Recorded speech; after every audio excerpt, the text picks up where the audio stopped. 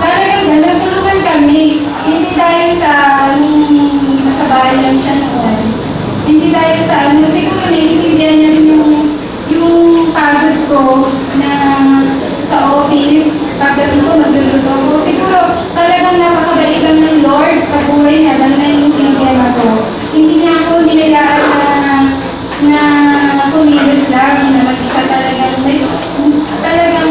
hindi sa pakinapakakangit no? Talagang nagtutulungan lang kami. Kaya, ayun nga, gusto ko yung kwento. Di ang akala nung asawa ng Christian, hindi gagawa. Talagang hindi niya alam kung saan namatay yung asawa niya. Dahil sinundo siya sa office mate ko, yung barkada nung namatay, hindi sinabi kung saan namatay. Basta ang sabi niya lang, inatake sa puso. So, yung lugar hindi alam. So, alam niyo kung saan mo namatay yung lalaki? Saan ito? Saan ito? Totoo, tapos, sino kasama? Pagdadalo sa pamilya, sino kasama? O, di ba parang kasakit bilang sa asawang babae na akala mo ang asawa mo walang gagawin na hindi ko kalukuhan. O, tapos gano'n malalaman mo ang matay sa lugar na gano'n sa ibang pamilya.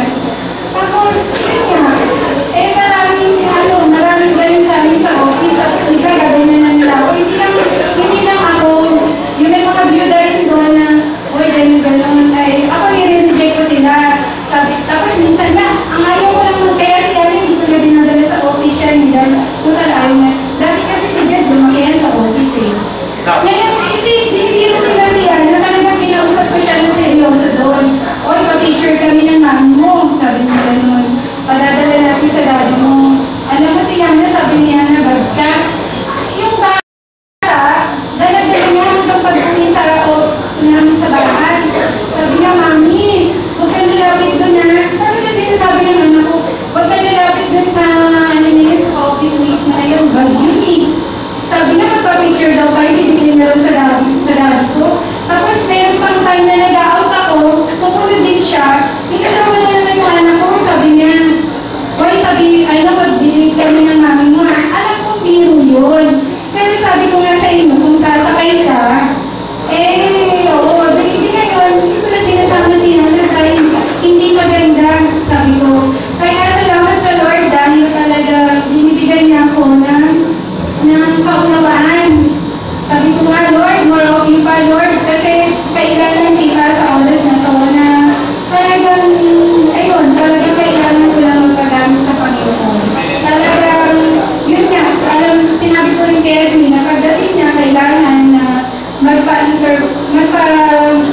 kami ng si Pastor at kailangan si Pastor talaga mag-intervene sa amin upang dumaloy ang kapayapaan din sa puso ko at dumaloy din ang pagpapala ng Panginoon, hindi lang sa amin, maging sa kapukuhan ko pa. Kaya siguro yung sikreto lang talaga, si Lord. Siya lang talaga, wala ng iba, kundi ang Panginoon lang talaga ang dapat natin asahan at walapitan. Yun lang po. Maraming salamat po. Sana po, hindi kayo dun sa God Angel. At alam ko na may nakuha rin kayo sa maikling share sa inyo. Maraming salamat po. Uli ng Diyos. Tayo sa pagtugon ng ating kapatid na si Sister Baby. Alam po ninyo, ang dahilan ng lahat kung bakit siya ay tumayo at maaaring marami pa kayong makita na hindi nina-expect na katabi ninyo kahit taga-Kadmon ay tatayo. Sapagkat ang nais ko po, maghintay ka Norman. Sapagkat ang nais ko po ay masunod ang sinasabi ng ating pong may kapal na talagang tayo makapaghanda. Sapagkat ang mga nagaganap ngayon ay hindi lamang palatandaan, kundi meron siyang ibibigay pa sa atin na isa pang bautismo. Salamat nandiyan si Ramil at alam ko maunawain niya ang mga bagay nito.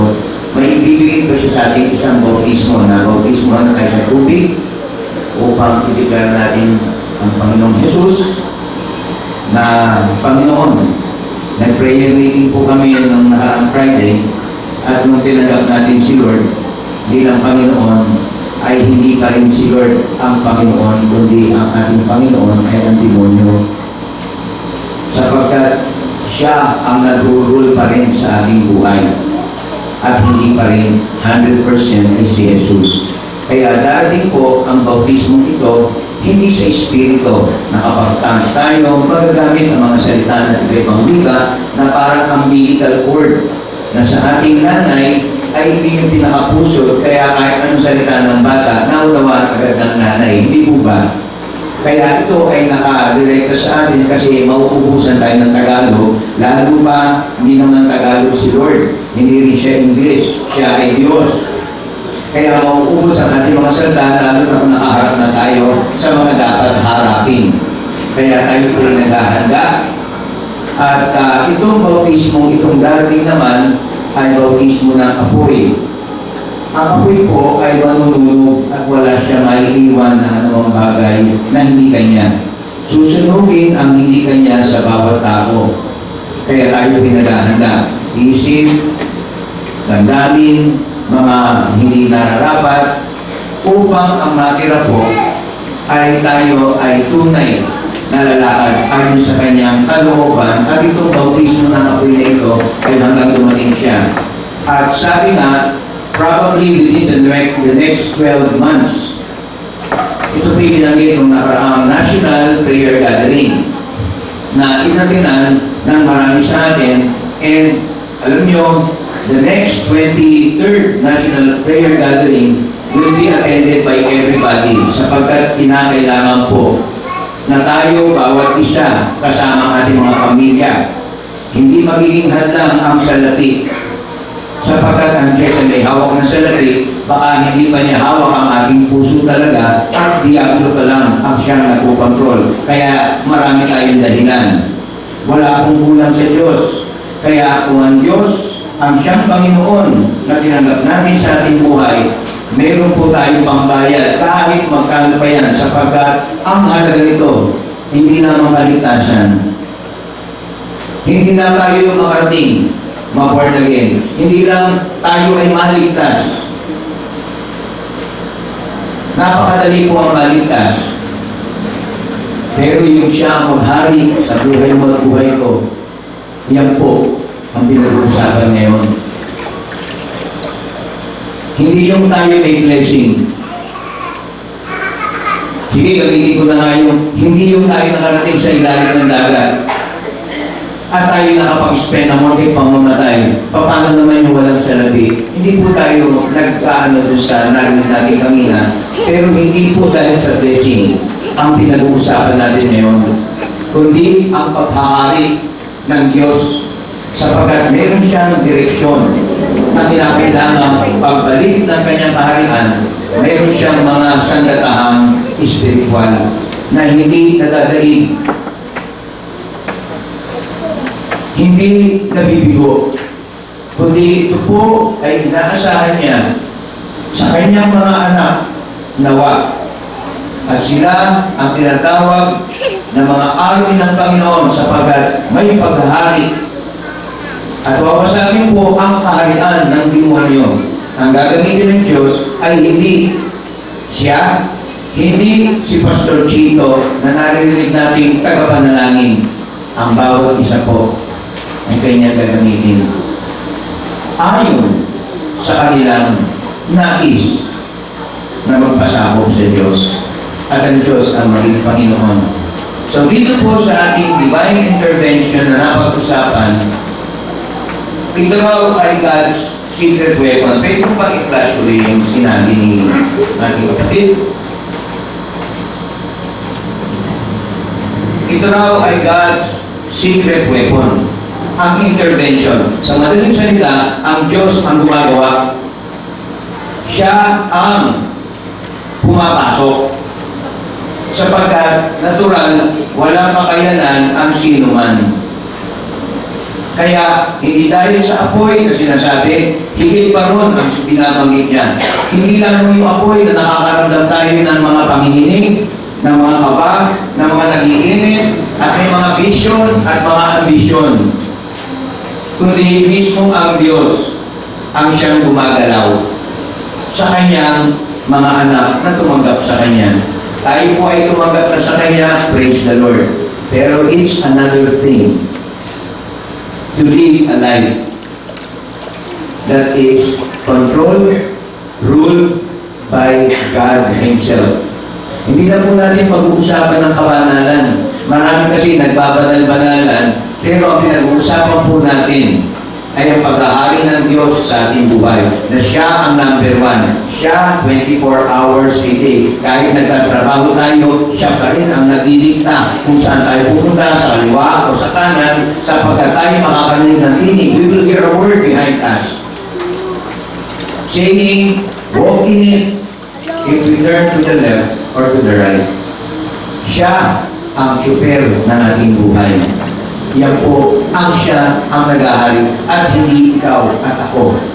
Sa totoo ay hindi ikaw at ako, kundi ito, wala pong kakayanan ang tao. Kaya kahit na gusto niya gumawa ng mabuti, hindi niya magawa ang gumawa ng mabuti.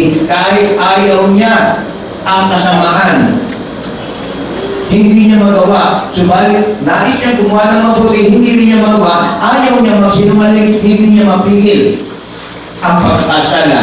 At siya ay nagsabi, kung ginagawa ko yung hindi ko dapat gawin, at yung mga dapat gawin ay hindi ko naman ginagawa, hindi na ako ang gumagawa nun. Kaya wala po siyang kakayanan. Kinakailangan niya, siya ay makabit sa puno bilang sanga. Ang inaasahan naman sa kanya, dahil siya nakakabit sa sanga, siya po ay nagbubunga, hindi ng sarili niyang bunga, nakakabit siya sa puno. Siya po ay naglalagay lamang ng mga bunga na galing sa puno. At kung hindi siya nagbubunga, siya po ay pinuputol at inilalagay sa apoy. Napakahalaga yung magbunga, pero yung bunga kong yan ay dahil sa pananatili niya sa puno. Alam ng puno kung anong mabuti. Alam ng puno kung anong nararapat. Alam ng puno kung anong direksyon. Siya po ay hindi humihiwalay.